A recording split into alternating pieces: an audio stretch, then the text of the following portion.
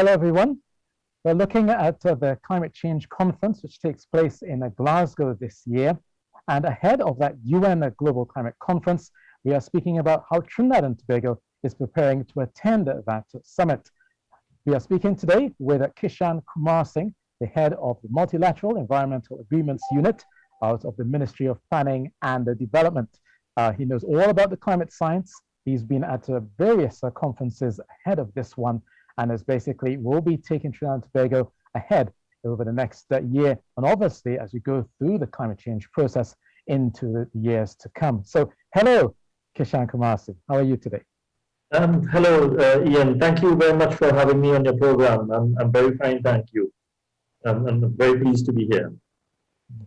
Well, we're going to have a chat, and this chat is mostly appealing to the lowest common denominator. We're looking to see how this obviously affects Trinidad and Tobago, but we'll keep it in rather simple terms. We won't go into the nitty-gritties of what climate policies and so on are. So I'll start with one question, and that is, where is Trinidad and Tobago ahead of this climate conference this year?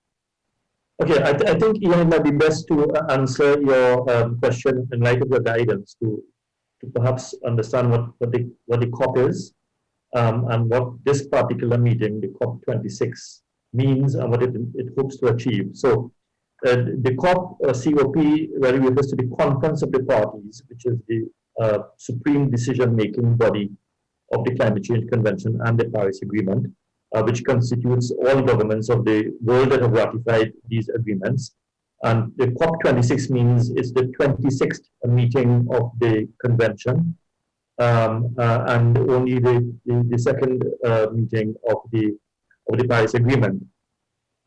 So what the COP26 encompasses really is a discussion on various issues related to climate change, on various issues related to how countries to undertake actions to achieve what is required to maintain the climate system at a safe level that will enable human existence to continue, and for security to be maintained and so on. So there are many things that the climate will affect if it changes too rapidly, if the world warms too rapidly. It would affect agricultural production, for example, human health. It will cause floods and droughts and so on. All of these will affect human beings. And so the COP26 really aims to finalize a few things and to outline further actions that countries can take to achieve the objectives of the agreement, which in this case is the Paris Agreement. And the Paris Agreement really aims to constrain global temperature increases, because the globe has been warming over the past decades, and it has been doing so at an accelerated pace.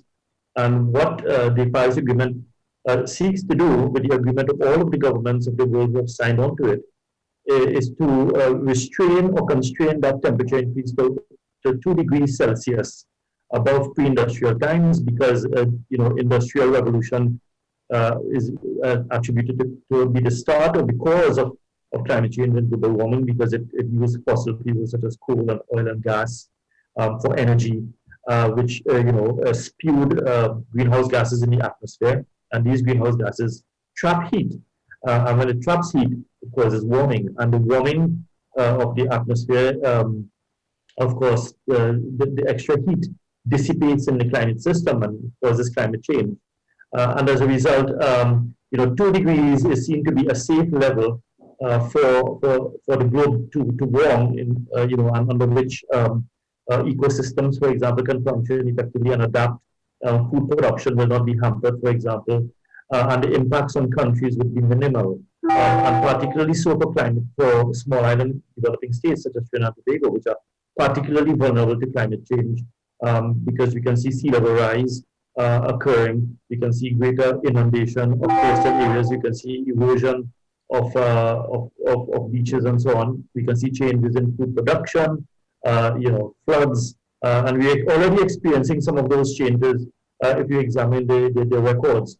So, for example, the meteorological records, which show that the Trinidad and Tobago has already experienced a average warming of about 0.8 2.5 degrees Celsius above the same time period. If you compare 1961 to 1990, the average temperature, or between 1971 to 2000 average temperatures, you will see that when you compare those average temperatures, we have already experienced increases in temperature. So what COP26 is intended to do is to bring countries and governments together to really trash out a few issues that are needed to implement the Paris Agreement. And one of those things is the submission of climate plans. So those climate plans really is for countries to indicate how much they can do to reduce emissions within their country, so that they in aggregate terms, the world can see a benefit to these emissions, and so the temperature increase can be constrained. Now, it is important to state that emissions in the atmosphere of greenhouse gases, gases like carbon dioxide and methane and so on, do not cause immediate warming. It takes about 5 or 6 decades before the effects of these emissions are felt. So even if we stop all emissions at this moment, and the world were to shut down, it means that the world will still warm to an extent that will cause some temperature increase, and therefore will cause adverse impacts as a result of the changing climate. We are already seeing, for example, that the science is telling us that the rate of change of the climate has been underestimated, and it's now changing even faster. And so some of the emissions that are pledged by countries to be reduced to constrain these temperature increases are not enough. And if we continue at this pace, we are set for at least 2.3 to 4 degrees Celsius rise by the end of the century, which could be very, very catastrophic in terms of the climate changes that they can cause, or that temperature increase can cause. So COP26 really seeks to do many things. It seeks to finalize, for example, the rules of the Paris Agreement that need to be implemented, because there are some outstanding details of the Paris Agreement that time didn't allow in 2015 when it was adopted to be sorted out. And there are 3 main issues in that respect.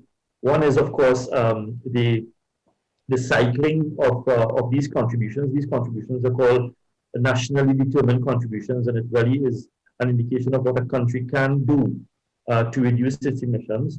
But the cycling of it, the timing of these contributions now need to be synchronized so that every country will know that they're doing the same thing at the same time, and to increase transparency so that there is mutual confidence among countries and governments that we are all doing the same thing as much as we can, because it is nationally determined, in order to contribute to the objective of the Paris Agreement.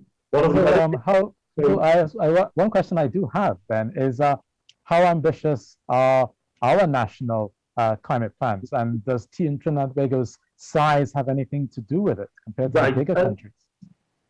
A good question, and it's very pertinent, because Trinidad and Tobago, having a vibrant industrial economy that is based on oil and gas and petrochemicals, has the largest emissions in the Caribbean, as would be expected. But more than that, we are often cited to be among the top 3 emitters per capita in the world. And I think when you check, you might see we might be second or might be third. I think we are third now or second, just after Qatar, I think. But it's not a statistic that is very flattering in the context of the climate emergency.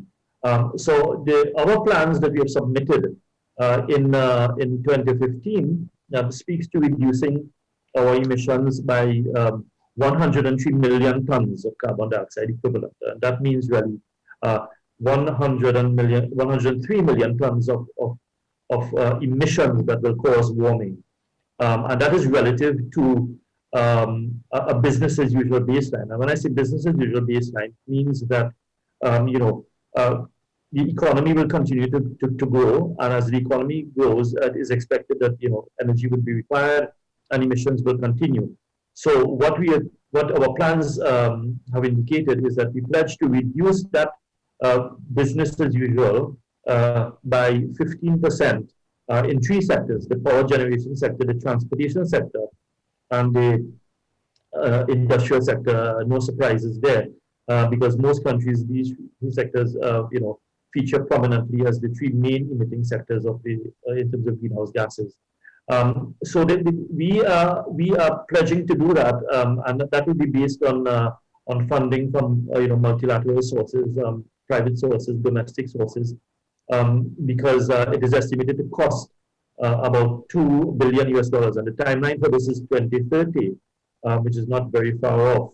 The Paris Agreement, of course, commits countries to strive to reach what is called net zero emissions, so that the world can reach what is called carbon neutrality by the second half of the 21st century, which means by 2050. And what that means is that any emissions that occur can be offsetted by mechanisms that reduce emissions, such as growing trees or forests, for example, or reforestation, where the plants take in carbon dioxide, or by reducing emissions in industry and so on.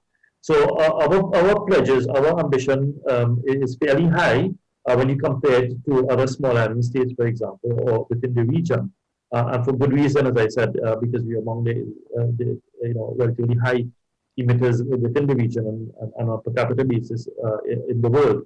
So what is also required of all countries, including us, under the Paris Agreement, is irrespective of the quantum of emissions of a country, irrespective of the scale of economic development of the country, that every country is expected to contribute as it can to the solution, and hence the term nationally determined.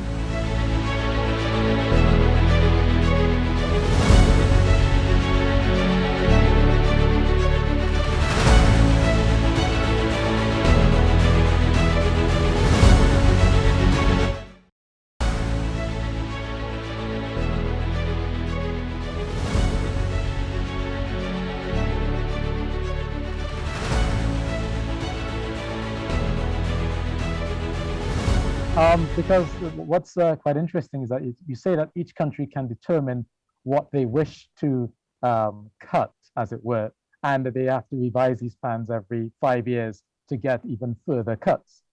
So what would define success for Trinidad and Tobago from the last 5 years to this year ahead of the summit? Okay, so our projection really to meet the net zero, or to meet the the carbon neutrality, as they call it, is really a continuous deviation from business as usual, so that we continue to dip further and further until we reach that point of net zero. And to do that, we have done many of the analysis, many of the number crunching models have already been completed.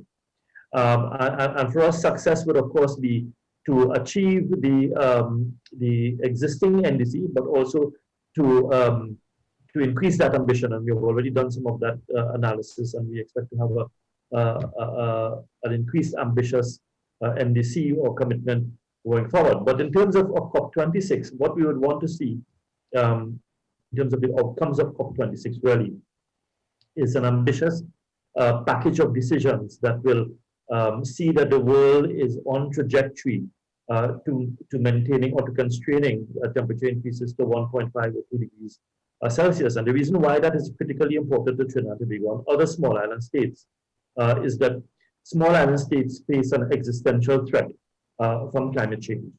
And with the accelerated rate of climate change that we are now experiencing, where science is saying that we have underestimated it in the past, we can see that we can reach a point where models are not able to project what the changes can be. And we can reach what is called a tipping point, where the change is catastrophic, and we would not be able to respond adequately and in time. And it could cause all sorts of chaos in terms of socioeconomic systems and ecosystems and so on. So for us, as a small island state, but also as a relatively high emitter, what we would want to see coming out of COP26 is an ambitious set of decisions that will allow for all countries to raise their ambition as far as possible in a timely manner, in a synchronized manner, so that everyone knows what everyone else is doing, to raise that ambition to maintain the trajectory to 2 degrees or 1.5 degrees according to the Paris Agreement. We would also want to see robust rules. One of the outstanding issues under the Paris Agreement is how do we devise rules to determine how carbon trading or the market system will operate, because the market system where emissions that are reduced by countries can be traded as a virtual commodity for money is seen by many countries as a very potent and a potentially significant mechanism for countries to use to achieve their NDCs. But some of the issues there really would be, for example, how do we maintain environmental integrity when the market becomes operational? How would the atmosphere actually see a reduction in emissions?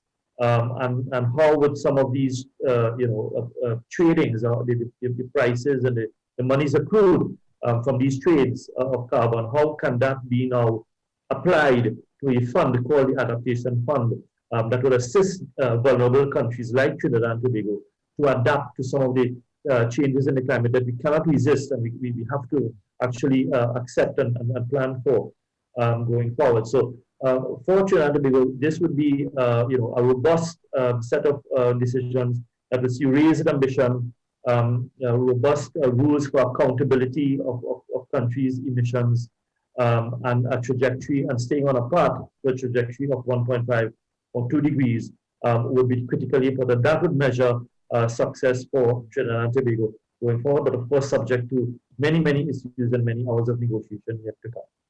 Well, but obviously it seems as though, as I said, we have a short time to cover quite a huge topic, which obviously impacts everyone, from the richest persons down to the lowest and to the poorest. We all are getting these impacts because we've seen from last year, 2020, we've had a record hurricane season. We've already started 2021 with heat waves across the globe, and we're now into another active hurricane season. And for us here in Trinidad and Tobago, obviously the impacts of wetter than normal conditions and extreme rains and so on, we're seeing the impacts in terms of the flooding. So it's been great to have you here to talk about how Trinidad and Tobago's look forward to the Climate Change Summit, which takes place in Glasgow, starting in October. And obviously you will be attending, maybe not in person. We are not sure yet as to how things are going, but we will check back with you as the conference begins to determine exactly if Trinidad and Tobago's ambitions are meeting as well as surpassing those of others, and how successful can we be at this summit. So in the last minute, would you have any closing words in terms of how Trinidad and Tobago and our citizens can look towards this? Thank you. And very, very good question for closing comments. The most important individual in all of these climate impacts is the individual, the average citizen, the average person, because that is the person who will be impacted most. And therefore, for Trinidad to be able to safeguard that no one is left behind while we treat with the climate crisis, it means that every individual has to play his own part, because collectively, all will add up to significant action. And therefore, taking time, for example, to conserve energy, to recycle your waste, for example, to take off the lights when you're not using it, or air conditioning, or to carpool. Every step, or every small step that the average individual can take should be taken, because collectively it adds up. And from a policy perspective, we are in the process of looking at our long-term strategy of how we transition, how the energy transition can take place to net zero, while at the same time allowing for a just transition of the workforce, for example, so that every citizen can maintain or increase a certain level of affluence, while at the same time the economy transitions to net zero carbon emissions. Okay, well, thank you very much, Kishan Kumarsingh, the head of the Multilateral Environmental and Agreements Unit, which basically is a longer title, but he is spearheading Trinidad and Tobago's thrust into the upcoming climate change conference. And as you heard, we do have the possibility that you, as the individual, can do your part. So thank you very much for listening with Kishan Kumarsingh. And that's your weather. And that's it from me.